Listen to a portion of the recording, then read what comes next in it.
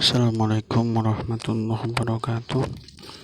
Hari ini kita akan menerjemahkan kitab Subul Salam, tabir bagi orang yang sholat. An Abi Juhaym ibni Haris radhiyallahu anhu qala Rasulullah sallallahu alaihi wasallam law ya'lamul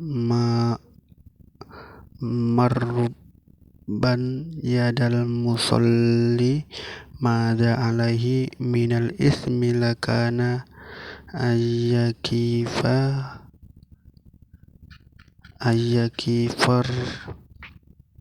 ba'ini khairun lahu min ayyamurra baina yadayhi, yang artinya dari Abu Juhaym bin Al-Hadis radhiyallahu anhu, dia berkata, Rasulullah sallallahu alaihi wasallam bersabda, seandainya orang yang lewat di muka orang yang sholat itu ia mengetahui berat dosanya atasnya, maka sungguh berdirinya 40 lebih baik baginya daripada lewat di depan orang sholat. Muttafaqun alaih. Abu Juhaym itu ialah Abdullah bin Juhaym. Ada yang mengatakan Abdullah bin Al-Hadis bin Asimah, orang Ansor. Daripadanya diriwayatkan 2 hadis. Satu di antaranya ialah hadis ini, dan yang kedua ialah hadis tentang salam. Pada orang yang sedang kencing, Abu Daud mengatakan bahwa namanya Abu Juhaym bin Al-Haris bin Asimah. Ada yang yang mengatakan bahwa yang meriwayatkan hadis tentang kencing itu orang lain yang namanya Abdullah bin Haris, sedang yang meriwayatkan hadis ini bernama Abdullah bin Juhaym dan keduanya berbeda. Abu Juhaym mengatakan Rasulullah SAW bersabda, seandainya orang yang lewat di depan orang yang sedang sholat itu mengetahui besar dosa atasnya. Lafal dosa itu tidak ada dalam riwayat Al-Bukhari dan Muslim, akan tetapi kata pengarang di dalam kitab Fathul Bari bahwa tidak dijumpai kata itu dalam Sahih Al-Bukhari, kecuali pada sebagian perawi hadis itu dinilai cacat karena tidak diriwayatkan dari ahli ilmu. Dikatakan juga bahwa hadis itu dicacati karena At-Tabari dalam kitab Al-Ahkam mengatakannya. Dari Al-Bukhari juga dinilai cacat karena pengarangnya Al-Umdah mengatakannya. Riwayat Al-Bukhari dan Muslim yang lebih mengherankan lagi karena pengarang ini sendiri mengatakan riwayat Al-Bukhari dan Muslim, padahal dia ragu-ragu sebagaimana telah ragu pada diri penyusun Al-Umdah. Maka sungguh berdiri 40 lebih baik daripada dia lewat di depan. Hadis muttafaqun alaih. Dan lafaz tersebut menurut Al-Bukhari, dalam hadis tersebut tidak disebut tamis penjelasannya. Dari 40 itu terdapat dalam riwayat Al-Bajjar dari Abu Juhaym melalui sanad yang lain selain dari sanad Al-Bukhari dan Muslim, bahwa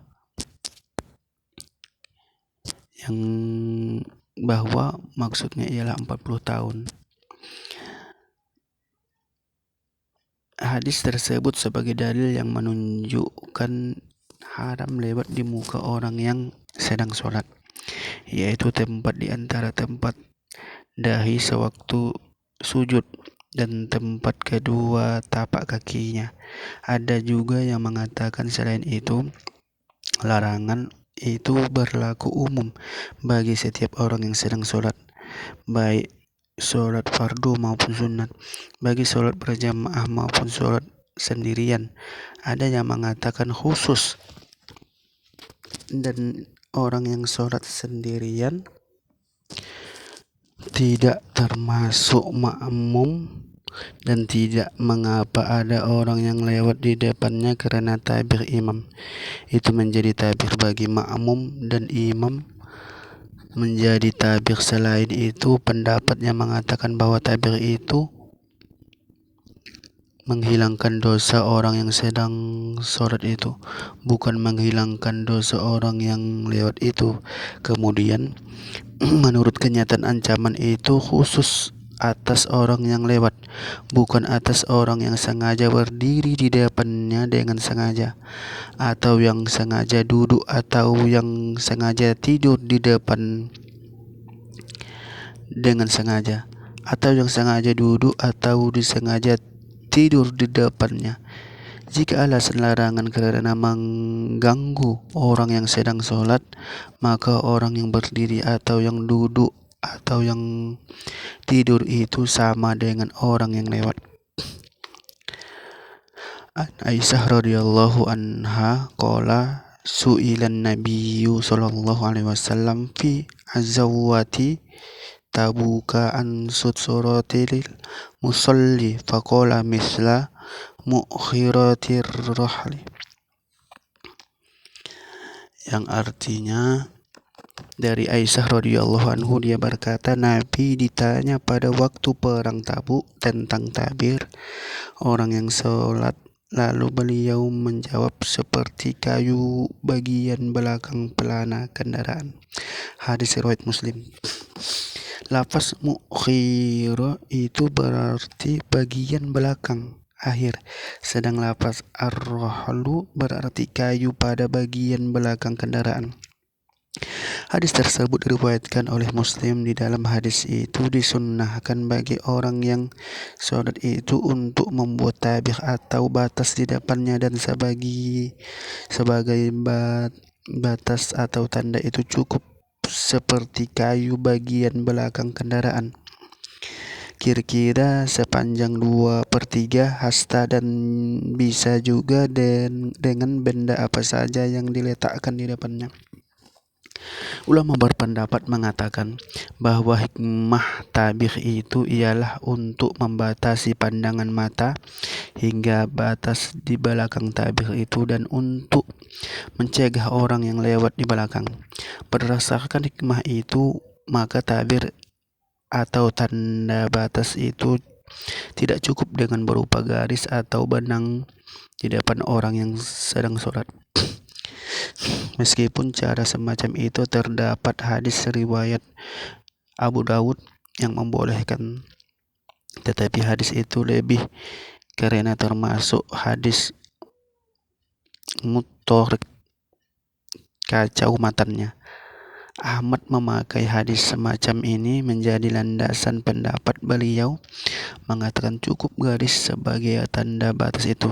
Tabir itu sekiranya dekat dan tidak boleh lebih jarak antara orang yang sholat dan tabir sepanjang 3 hasta.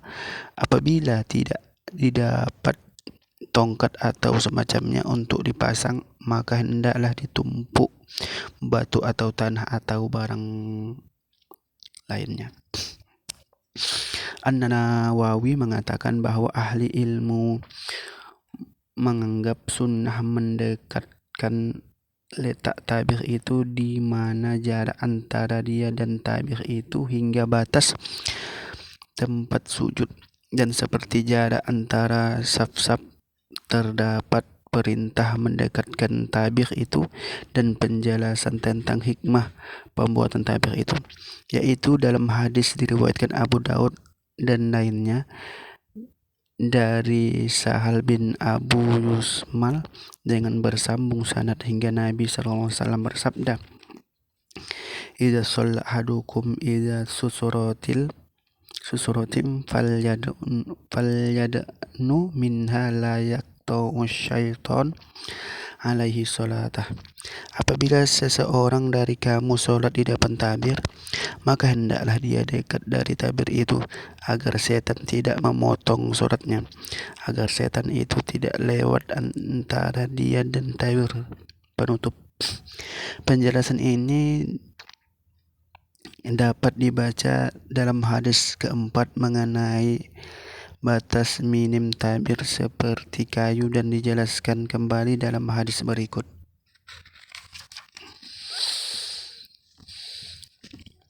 Allahu sallallahu alaihi wasallam liyastatid ahadu fi sholati walau bisah.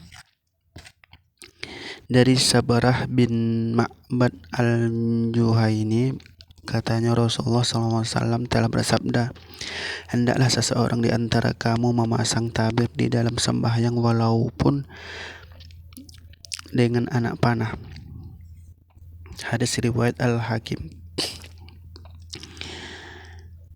Di dalam hadis tersebut terkandung perintah untuk memasang tanda batas, tetapi jumhur ulama menafsirkan perintah dengan hukum sunnah saja, bukan wajib, sebagaimana telah dijelaskan di atas bahwa faedah pemasangan tanda batas itu ialah agar tidak sepotong atau dilangkahi oleh sesuatu sehingga tidak mengganggu khusyuknya sembahyang. Kalimat walaupun dengan anak panah memberikan pengertian bahwa benda yang dipasang sebagai tanda batas itu boleh besar atau kecil, bukan paling sedikit seperti kayu itu. Para ulama mengatakan bahwa yang baik dari pasangan tabir atau tanda batas di samping kanan dan kiri tidak boleh tepat di depannya, sehingga tidak memberikan kesan seperti orang yang menyembah kayu atau anak panah.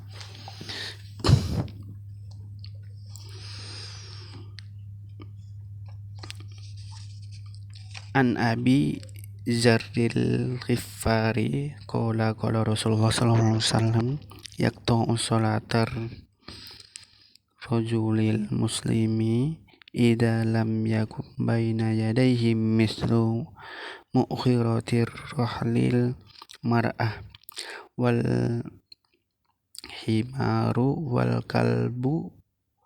kalbul aswad. Dari Abu Dardin Al-Ghifari radhiyallahu anhu, katanya Rasulullah sallallahu alaihi wasallam telah bersabda, yang memutuskan sembahyang seseorang muslim bila tidak ada seperti kayu belakang kendaraan di depannya ialah wanita, keledai, dan anjing hitam.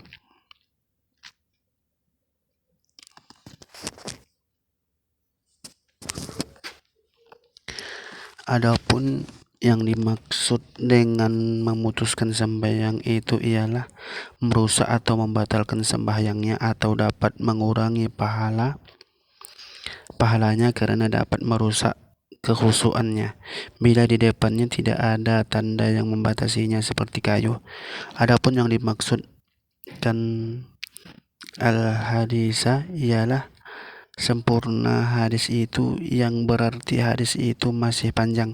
Kelanjutan hadis tersebut ialah, saya Abu Dzar bertanya kepada Rasulullah SAW, apa beda anjing hitam dengan anjing merah, kuning, dan putih? Lalu Abu Dzar menjawab, wahai anak saudaraku, engkau menanyakan kepadaku tentang apa yang pernah saya tanyakan kepada Rasulullah. Lalu beliau menjawab, anjing hitam itu ialah setan. Hadis ini diriwayatkan oleh Muslim, At-Tirmidzi, An-Nasa'i, dan Ibnu Majah meriwayatkannya juga secara ringkas dan selengkapnya. Hadis tersebut sebagai dalil bahwa sembahyang seseorang bisa rusak kekhusyukan karena dilewati oleh ketiga macam tersebut. Menurut Jahir, pengertian pemutusan itu ialah batal.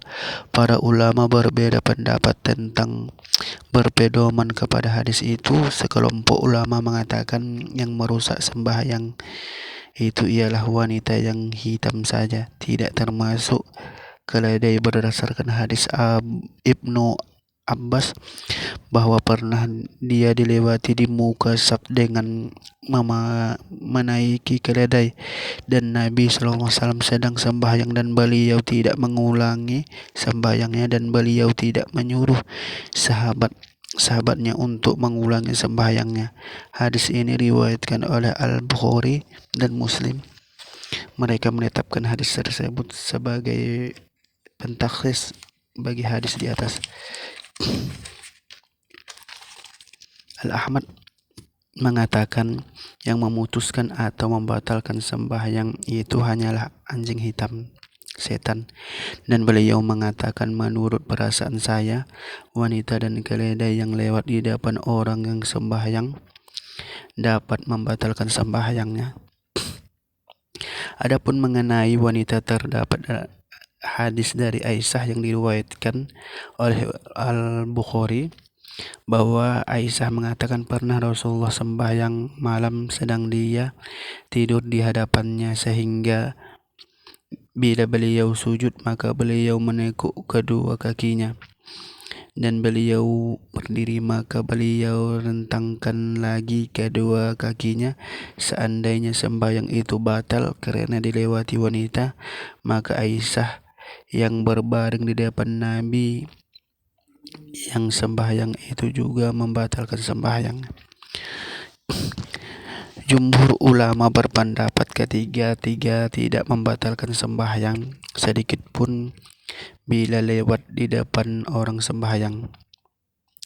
Mereka menafsirkan pengertian hadis tersebut bahwa maksud putus sembahyang itu ialah kurang pahalanya, bukan membatalkannya, dengan alasan karena hati menjadi kacau dan tidak tenang karena dilewati di depannya.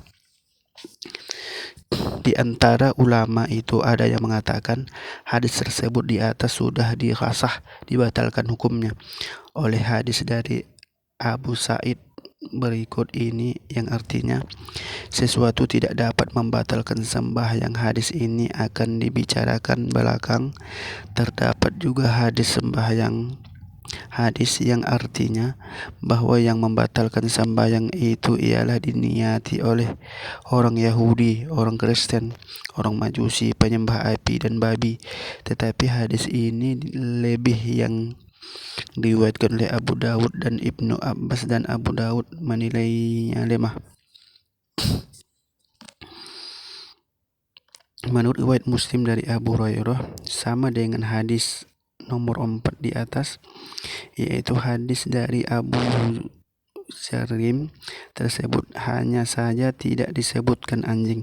Setelah saya perhatikan kembali maka kujumpai lapatnya di dalam Sahih Muslim, dan Abu Hurairah itu katanya Rasulullah SAW bersabda, yang memutuskan membatalkan sembahyang itu ialah wanita, keledai dan anjing.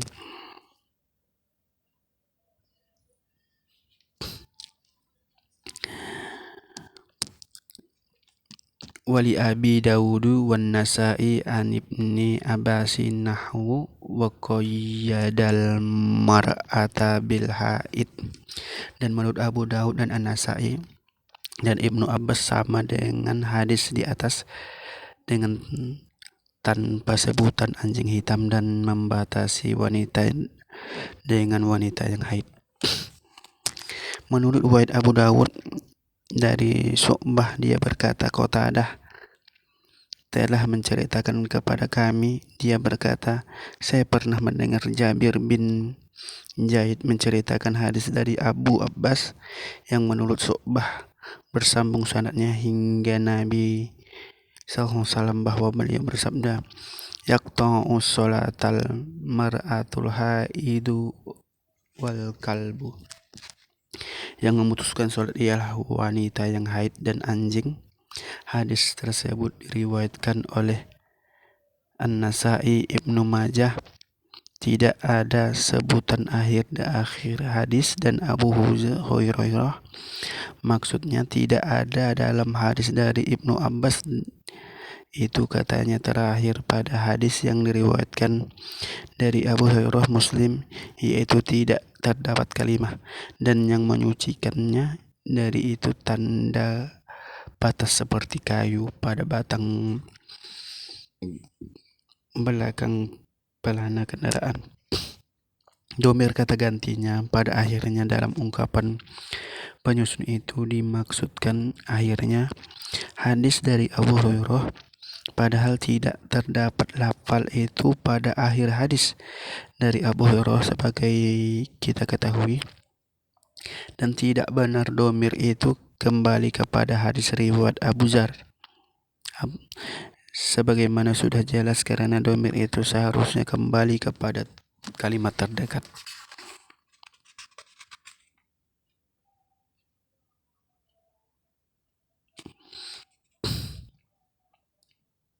Kemudian saya telah perhatikan kembali Sunan Abu Dawud, maka saya jumpai kalimat sebagai berikut. Yang membatalkan sholat itu wanita yang haid dan anjing. Berdasarkan itu maka ungkapan penyusun ialah bahwa maksudnya ialah tanda sebutan akhir hadis Abu Zar yang kalimat anjing hitam itu ialah setan, atau mungkin juga dia maksudkan ialah akhir hadis dari Abu Hurairah sebagaimana telah kami jelaskan dalam syarah. Akan tetapi kemungkinan yang pertama lebih dekat kepada kebenaran, karena kalimat yang disebutkan di dalam hadis dari Abu Zar bukan lapar pada akhir hadis dari Abu Hurairah tidak benar, maka domir itu dikembalikan ke sana meskipun dia tidak menyebutkannya, karena untuk mengalihkan perhatian orang yang menyelidikinya.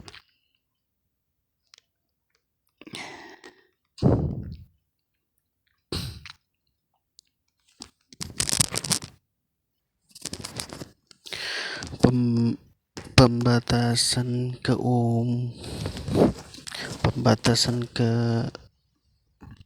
keumuman lafal wanita dengan haid sesuai dengan kesahihan hadis itu menetapkan keharusan membawa pengertian kata yang umum itu kepada pengertian yang terbatas, sebagaimana pembatasan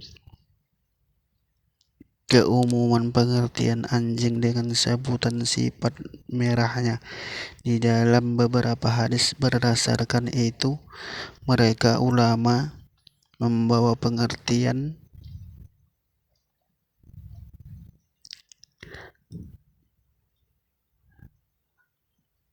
umum itu kepada pengertian terbatas, dan mereka mengatakan bahwa yang membatalkan sholat itu hanya anjing yang hitam.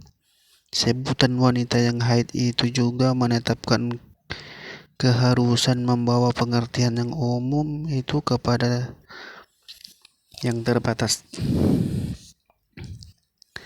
Dari Abu Sa'id Al-Khudri radhiyallahu anhu, dia berkata, Rasulullah SAW bersabda, apabila seseorang dari kamu sholat ke arah sesuatu yang menutupinya dari orang, lalu ada seseorang yang ingin lewat di depannya, maka hendaklah dia mencegahnya.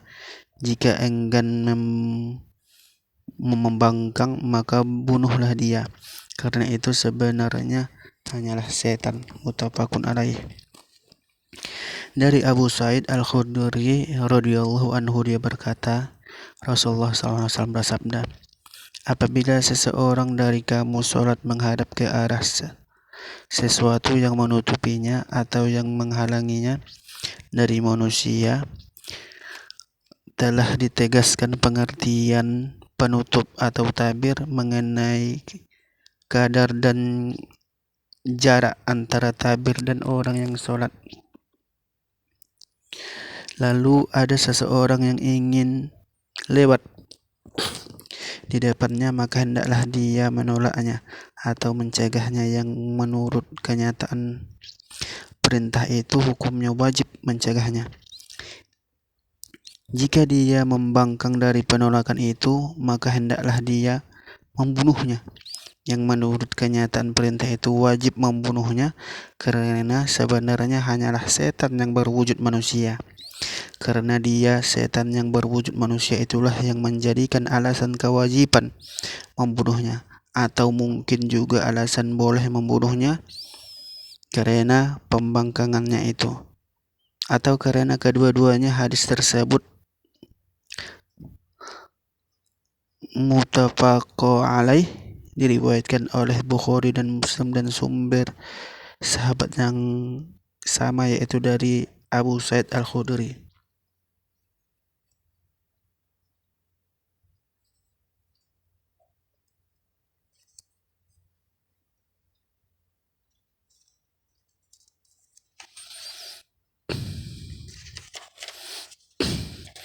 Di dalam suatu riwayat Muslim dari Abu Hurairah sebagai berikut: karena sesungguhnya bersama dia adalah setan. Menurut kamus lafal qarin itu berarti setan yang selalu bergandengan dengan manusia, yang tidak pisah dengannya. Menurut Johir, keterangan penyusun seakan-akan kalimat fa inna ma'ahu qarin termasuk muttafaqun alaih juga yang mereka riwayatkan dari Abu Sa'id. Akan tetapi saya tidak menjumpai kalimat itu di dalam riwayat Al-Bukhari, dan saya As-Sa'ani menjumpai dalam Sahih Muslim. Akan tetapi dari Abu Hurairah.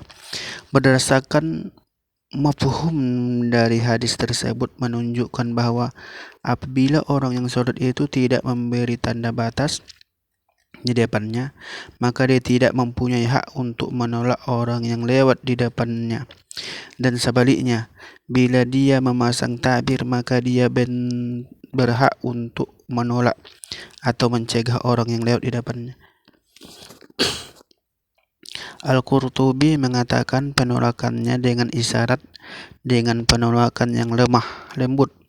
Jika orang tidak mau berhenti dengan penolakan yang harus itu, maka orang yang sholat itu boleh memeranginya, yaitu menolaknya dengan cara yang lebih keras dari cara pertama.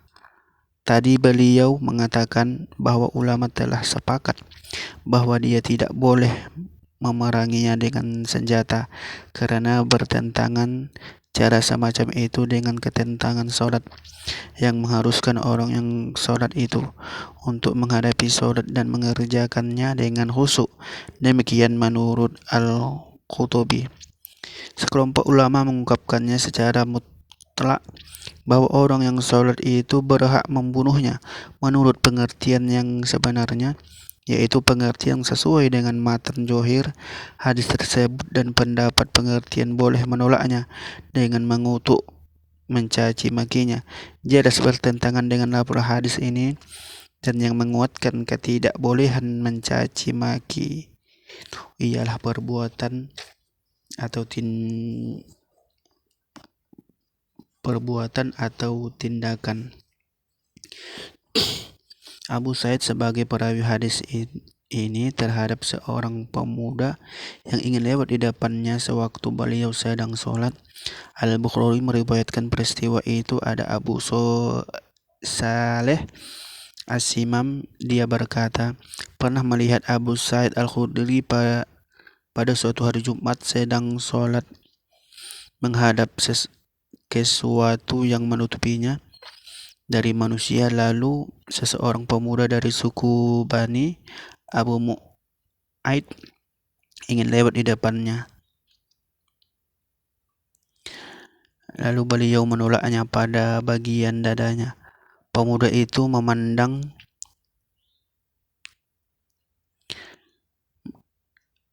dan memperhatikan jalan lain, tetapi dia tidak mendapat jalan selain di depan Abu Sa'id. Lalu dia kembali lewat di depannya sekali lagi. Lalu Abu menolaknya dengan cara yang lebih keras daripada yang pertama. Ada yang mengatakan boleh menolaknya dengan cara yang lebih enteng. Apabila orang ini memangkang, barulah boleh menolaknya dengan cara yang lebih keras, walaupun dengan cara yang mengakibatkan kematiannya. Bila dia membunuhnya, maka tidak berdosa atasnya, karena agama telah membolehkannya untuk membunuhnya. Sekalipun Johir perintah dalam hadis itu menunjukkan wajib, akan tetapi menurut kata An-Nawawi, saya tidak menjumpai seorang pun yang mengatakan wajib menolaknya. Bahkan sahabat kami menjelaskan bahwa penolakan itu hukumnya sunnah. Akan tetapi menurut pengarang ulama-ulama mazhab Zahiri telah menegaskan wajib hukumnya. Sabdanya, dia hanyalah setan, itu sebagai alasan bahwa perbuatan orang itu seperti perbuatan setan dalam hal keinginannya untuk menimbulkan kebimbangan atas orang yang sedang sholat itu. Dalam hadis itu terkandung petunjuk atas kemutlakan lafaz setan yang meliputi manusia yang ingin merusak sholat orang yang sedang sholat dan orang yang membuat fitnahnya dalam agama sebagaimana firman-Nya, dan demikian telah kami jadikan bagi tiap nabi itu musuhnya, yaitu setan-setan dari jenis manusia dan jin. Surah Al-An'am ayat 112.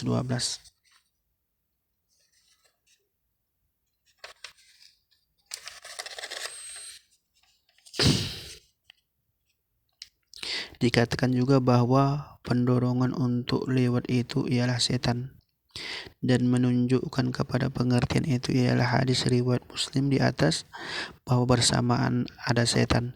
Diperselisihkan tentang hikmah yang menetapkan perintah menolak atau mencegah orang yang lewat itu. Ada yang mengatakan untuk mencegah dosa dari orang yang lewat itu. Ada yang mengatakan untuk menjaga kerusakan sholat yang terjadi karena lewat itu. Pendapat ini lebih kuat karena perhatian orang yang sholat untuk memelihara sholatnya lebih penting daripada mencegah dosa orang lain. Menurut saya pengarang, seandainya dikatakan bahwa hikmah itu untuk kedua-duanya, yaitu untuk mencegah dosa dan orang lewat itu sesuai dengan pengertian hadis, seandainya orang yang lewat itu mengetahui berat dosanya dan untuk menjaga sholat dan kekurangannya pahalanya. Abu Nuaim meriwayatkan hadis dari Umar radhiyallahu anhu sebagai berikut: seandainya orang sholat itu